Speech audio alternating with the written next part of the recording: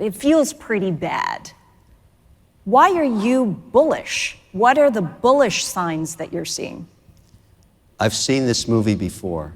The time to be putting capital to work is when there's blood rushing through the streets. And that's happening in crypto right now. All of these bankruptcies, defaults, changes in management, it's a cleansing that's going on. It's a very difficult time to fund new projects, and any valuations that people thought they were going to get 4 months ago are being cut in half, sometimes down 60%. But the good ideas, and the way to look at this, in my view, and I'm fortunate, I spend a lot of time teaching graduating cohorts of engineers.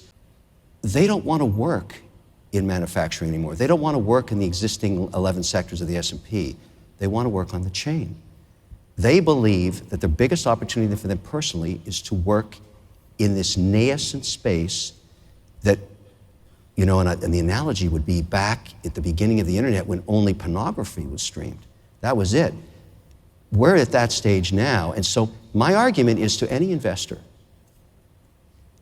you can't pour that much intellectual capital into a space and not expect extraordinary outcomes, because those are the people that are going to redefine industries using this technology. I believe that, and I invest in them. The investment thesis is you go where the intellectual capital is going. That's why a 20% allocation to crypto at this point, at these prices, is a very good idea.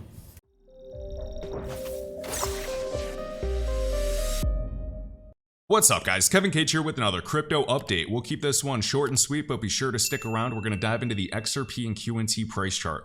This came out today. Brazil's Nubank, which is in fact a Ripple partner, is a digital bank based in Brazil, Brazil being one of the BRICS nations, is to introduce their own cryptocurrency as part of a rewards program. So safe to say that other banks will be paying attention. The new coin digital currency is expected to be launched in the first half of 2023, and this bank is backed by Warren Buffett. And Nubank is a Ripple partner, and they currently have over 70 million clients. So Nubank's actually following the steps of another South American e-commerce giant, Mercado Libre, and they announced back in August the creation of their loyalty program, leveraging their own cryptocurrency, Mercado Coin. Nubank said they're holding out on the possibility that new coins could be tradable. The lender currently allows its Brazilian customers to make Bitcoin and Ethereum transactions on their banking application. Now, speaking of banks and other huge behemoths, we have shared by Bruce here, access Ethereum with Fidelity Digital Assets. So a new email just came to customers announcing that Ethereum will be available for purchase this month. And speaking of Nubank, this article was from last year. Warren Buffett backs RippleNet's Nubank, and Berkshire Hathaway made a $500 million investment into Nubank. Now, last thing touching on Brazil, a BRICS nation, Ripple launched their crypto-enabled enterprise payments in Brazil with Travelex Bank. And Travelex Bank right here, the first bank registered and approved by the Central Bank of Brazil to operate exclusively in foreign exchange. And they're going to be using Ripple's ODL, which is XRP. And of course, the Forex market transacts trillions of dollars on a daily basis. And also good news for the XRP ledger, we know that the XLS 20 amendment has been approved. So we are set to go live in roughly 2 weeks with NFTs on top of the XRP ledger. And remember that Ripple the company has a creator fund of $250 million at their disposal to foster innovation and tokenization and facilitating the creation of functional NFTs on the XRP ledger in arenas like real estate, media, carbon credits, and more. So this article just came out yesterday. Meet the music, sports, and gaming creators behind the NFT projects on the XRPL. So we have a new generation of creators included in this list. We have 9 Level 9. A metaverse experience that provides a unique front row seat to live and virtual concerts, productions, conferences, and award shows. Anafi or Anafi, a Japanese metaverse music show. Capital Block, a leading Web3 destination for sports club fans. Cross Metaverse Avatars. NFT Master, the first XRPL marketplace that will enable creators to upload videos and get paid instantly using the XRP ledger. We also have SYFR, maybe Cypher Projects, an IP production company for artists complete with innovative music and video agreements that can be digitized as smart agreements on the XRPL. And Thinking Crypto, an NFT project that will allow holders to access exclusive interviews with top crypto leaders in the space. Awesome. And to date, over 5,000 applications have been submitted by creators seeking to participate in Ripple's Creator Fund. We have applications for Wave 3 and they're going to be accepted later this year. For more information, you can visit right here, ripple.com/creatorfund.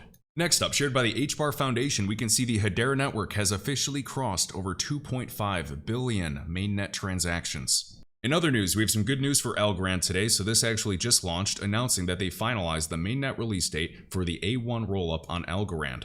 So this is on their Medium blog. This is Milkomeda, if I'm pronouncing that right. So this Milkomeda bridge is designed to improve blockchain interoperability by delivering Ethereum virtual machine capabilities to non-EVM blockchains. And just think of it like Algorand now being better able to connect to other chains. I saw Casper Labs sharing they're happy to be recognized by Crypto Oasis in the UAE in their 2022 ecosystem report. So looking at this report, we can see Hedera, Stellar, Ripple, Ethereum, you got Binance Smart Chain, Algorand, Casper, Avalanche, Solana, Tezos, Cosmos, Polygon. You have R3, the Hyperledger Foundation. I think that might be Zinfin, so XDC. We have Near. You got Icon, Scale. We have Kronos, Polkadot, Zilliqa, a bunch of big names. And who is Crypto Oasis? So they're focused on the Middle East. The Crypto Oasis aims to be the world's leading blockchain ecosystem in terms of size and innovation. And I know you guys have heard me talk about Casper having good connections out in the UAE many times. Also, looking at the Bitcoin price chart, we're just waiting another day for us to get closer to that 200-day moving average. As you can see, we last touched it right there. So let's measure how many days it's been. Give or take right there, we've been in this range for over 200 days without touching this red line, this 200-day moving average. Remember, QNT, XRP, Casper, a variety have reached this level already. And Bitcoin hasn't done any significant retracement. I mean, I know technically we went up to 25K, hitting that wick or at least close to it, but we do have higher gaps on the CME chart, about 28K and about 34,000 or 34,800. And comparing other assets like we've been doing for the past few months since June and July, and here's an example, July 18th, looking at QNT, comparing it to XRP. And obviously XRP eventually got that push up to 50 cents, so we'll look at that as well. But this is what I was looking at in this video, talking about QNT being a leader in the market since July. Now, unfortunately, HBAR, ALGO, a few just haven't really gotten that pop yet. But there's been a variety of projects that have reached this 200-day moving average, and I mean, historically, you can measure the time between this. You know, every time Bitcoin falls below, how many days does it take to get back up to that level? So when in doubt, zoom out. We can see it's just a never-ending dance, and I'm really hoping that we don't create another low at that, $17,800 level. But I think, compared to a variety of things, looking on the monthly and the weekly, we have to be extremely close to the market bottom, if not already.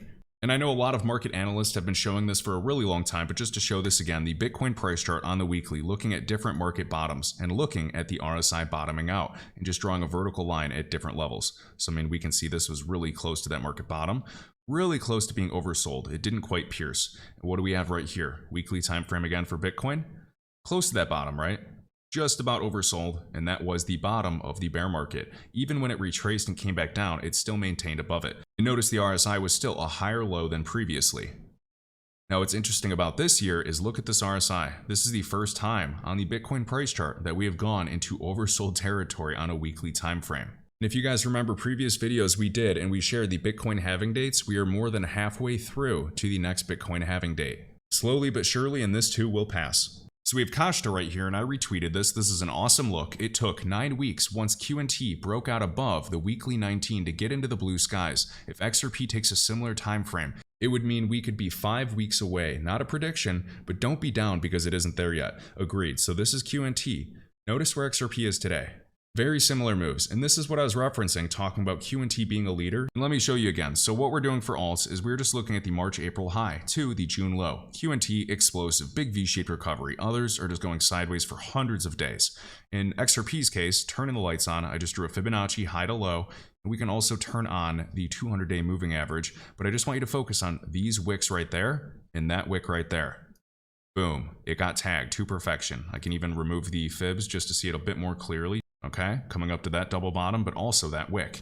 QNT did the same thing.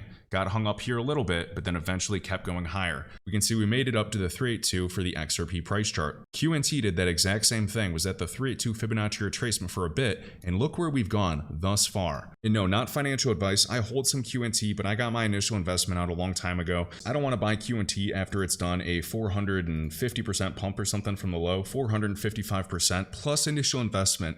That is a 5.5x return. I don't want to buy something that just did that in a few months. I'd much rather place my bets on some laggards that are at these levels, whether it's ALGO, HBAR. Casper got a little push, similar to XRP. So completely up to you guys. I don't buy QNT too much these days since I was in at like $3 to $5, and I'm focusing on some newer projects because from the all-time low, I mean, QNT did a 2,500x. And, you know, is it here to stay? It's very impressive. Speaking at Sibos with Swift, it's an Oracle partner. I mean, it's well known. You can watch some of my old videos in 2018 about it. But I just want to diversify a little and hold some other alts that I feel are still closer to their all-time low price. So once again, just to reiterate, for anybody new to the channel, I believe that QNT is a leader in this case. It pumped all the way here. Does that mean that alts like XRP, ALGO, HBAR, Casper in the next 6 months can battle through retracements? And if we can, I wouldn't be surprised to retrace to much higher levels. This bear market has not had any significant retracement for a variety of altcoins, QNT the exception. And in my opinion, people are just way too bearish right now. And again, bear markets work the masses every single time. They worked me in March 2020. They worked me in 2018. Now also, XRP made it up to this level. QNT really high at the 1618. And funny thing is, Casper did the same thing. As we can see, from that high to the low, got close to the 382. I mean, super close. But what I wanted to point out is, to perfection, we reached that wick. And I'll show you again, just right there, just to show you how clean that really is. All right. So is it a coincidence that we're talking about QNT being a leader, talking about XRP and Casper down here, API 3 as well actually hit the 382 when it later hit $3 even? I mean, a variety did. Even Ethereum right here from the high to the low hit the 382 but came right back down. So that's why I've just been watching a lot of laggards. I don't want to chase something that's up here. I would just much rather place my bets in DCA at anything down here. That's legitimate. And another day waiting for the Bitcoin price chart to hit that 200-day moving average yet again, just like a variety of other altcoins have. Here's Bitcoin, here's Casper. If you enjoyed this video, I'd greatly appreciate hitting the like button and subscribing. Let me know your thoughts down below. And as always, my link tree is linked right in the top of this YouTube video description with all links, crypto resources, and discounts. I'll catch you in the next one.